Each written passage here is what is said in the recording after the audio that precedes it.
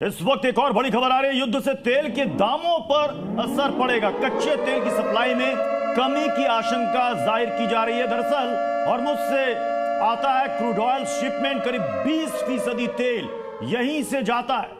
Global demand का 2% जो तेल है वो ईरान से जाता है और यहां पर जो युद्ध की स्थिति बनी हुई है, हॉर्मुज को लेकर ईरान ने जो बयान जारी किया है, उसके बाद अब आशंका ये जताई जा रही है कि कच्चे तेल की सप्लाई में कमी हो सकती है। इसका असर बाकी देशों पर भी पड़ेगा। ब्रजेश हमारे साथ जुड़े हैं। ब्रजेश, इस वक्त बताइए कि तेल अवीव में क्या स्थिति है, क्योंकि ईरान की तरफ से कई मिसाइलें दागी गई हैं इजराइल की तरफ।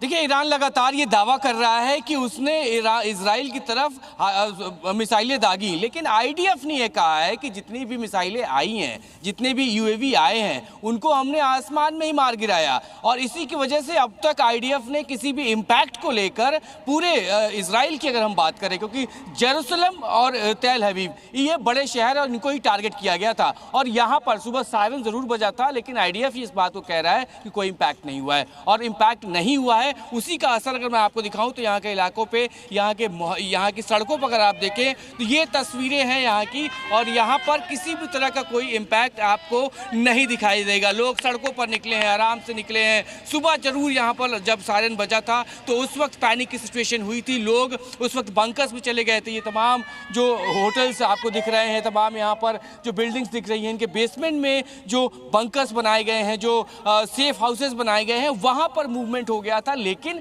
उसके बाद अभी यहाँ पर स्थिति बिल्कुल सामान्य है और ऐसे में जो लोग यहाँ पर हैं उनसे ज़रूर एक बार कोशिश करते हैं बात करने की, क्या कुछ लोग कहते हैं यहाँ पर।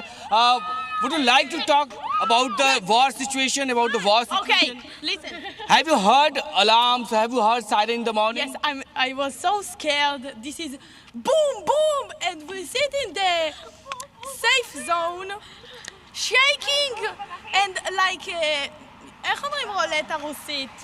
Russian roulette. Everyone can die. This is crazy and so not fair. You know, מה אני יכולה להגיד? All I can say is very scary, not safe living here, but we have the strongest army and we Strongest army, strongest army. No. तो यहाँ पे ये स्थिति अगर आप देखें तो लोग कह रहे हैं कि स्ट्रॉन्गेस्ट आर्मी है और वी आर सेफ, हम लोग सुरक्षित हैं और सुरक्षित, all of you are safe, all Israelians are safe.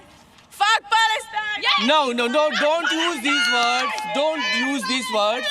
तो ये लोग यहाँ पर कह रहे हैं कि सुरक्षित हैं और ऐसे में हालात बिल्कुल भी सामान्य हैं। सुबह जरूर आईडीएफ की तरफ से बात कही गई थी कि यहाँ पर ईरान की तरफ से अटैक हुआ, बैलिस्टिक मिसाइल्स यहाँ पर आए थे और यूएवी आए थे, लेकिन अभी उनको न्यूट्रलाइज भी किया गया, ये बात भी उनकी तरफ से बताई गई। और इसी की वजह से यहाँ की सड़कों पर अगर आप देखें तो तमाम जो इलाके हैं वो बिल्कुल, और जो ये लोग हैं, तो लोगों से एक बार फिर से यहाँ पे बात करेंगे, कोशिश जरूर करेंगे, लेकिन लोग यहाँ पर जा भी रहे हैं। हालात जो हैं वो सामान्य की ओर है यहाँ पे, और ऐसे में जो लोगों को यहाँ पर ट्रेनिंग की हम जो बात कर रहे थे, सभी लोग यहाँ पर ट्रेंड हैं और उसी की वजह से जब भी इस तरह की सिचुएशन होती है तुरंत बंकर। ठीक है ब्रजेश, आप हमारे साथ बने रहे।